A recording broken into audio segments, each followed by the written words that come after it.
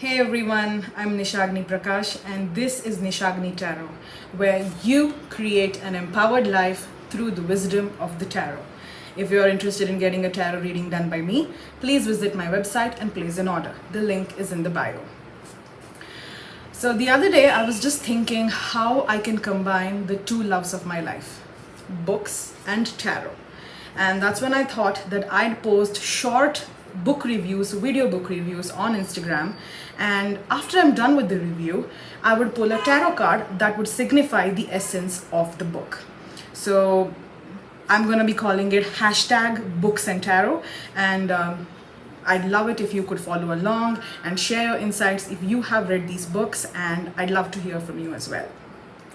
You know, I am someone who believes that good things shouldn't be kept waiting. So I'm going to be starting my first ever episode of Books and Tarot right now.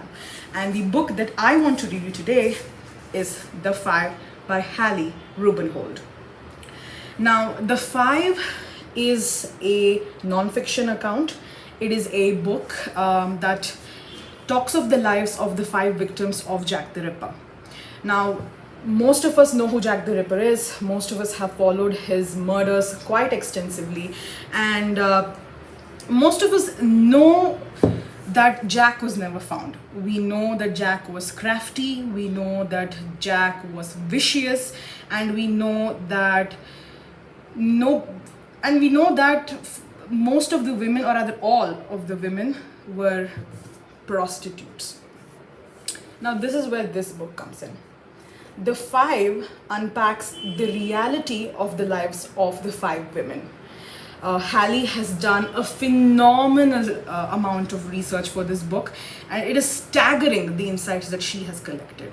We learn about each woman's childhood. We learn about their grandparents, how their grandparents came to London, how they made their money, where the women were born, where they attended school, where they learned essential womanly skills, who they married, how many children they had, what were their names, did they have any diseases, what jobs did they do, did they even have jobs, did they have economic freedom, did they have a standing in society. And we also learn about that specific moment in their lives when their fates changed and they were pushed into a situation, an economic scenario, which made them more vulnerable to a serial killer like Jack the Ripper. Hallie has done such an amazing job in terms of drilling down into every single aspect of these women's lives that, it is staggering the amount of research that is there here.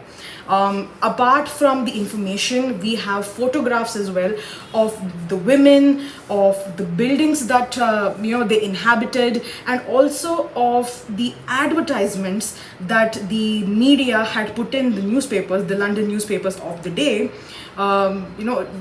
describing the murders, so people could see what the bodies looked like, people could know how they were eviscerated, how they were dishonored.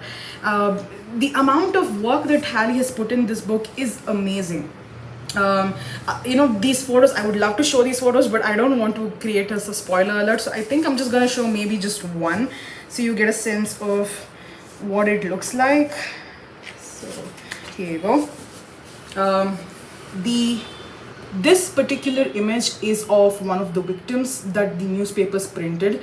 You can see her body, you can see the people who were involved in the investigation, you can see what possibly they think happened prior to the murder. So there is a lot of such, many such photographs in the book which you can actually peruse.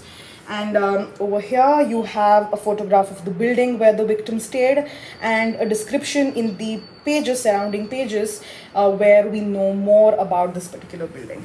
And there are tons of such photographs like this. And there is also a map of London during the 1880s, the latter part of the 1880s. So Jack the Ripper was active during 1888, and we have a detailed map of what London city looked like during the time when Jack was in action and when the women were alive. One a specific part of this book that I really, it really touched my heart and which really broke my heart was the consistent theme of what happened to these women and why they were considered fallen women, and why that narrative that they are prostitutes, that they are women who don't deserve to be investigated into, that they are women who don't deserve respect. Why did these themes, I mean, even after a century and a half, why did they persist? This book by Hallie Rubenhold has reclaimed the voices of these women who were lost to history, these women whose narratives have been controlled by the men who led their investigations. This book, I feel, is an essential work in anybody's library if you want to learn about feminist works. If you are, for example, if you are a feminist and you want to know more about Jack the Ripper's victims, then I think this is something that you should have. If you want to know about women's history, specifically women's history in the Victorian era, then this book is a must. And if you consider yourself a ripperologist or you want to become a ripperologist, then this is something you definitely should have, because this book removes all the ambiguities that are present in the narrative. It creates a huge gaping hole in the narrative of Jack the Ripper, and you are left questioning the whole scheme of things.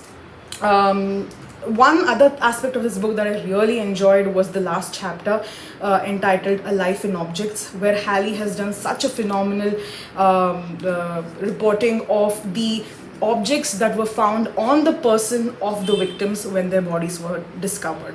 And it is such a heartbreaking section to read. It is very short, but it is also very powerful, and I think you'll really enjoy this book. So my vote goes to this book. I would give it a complete 5 on 5. This is a hardcover book, and look at how gorgeous this design is. And I'm sure that there's another design, maybe a blue colored version in other countries, but I think this is something that is an import edition as well.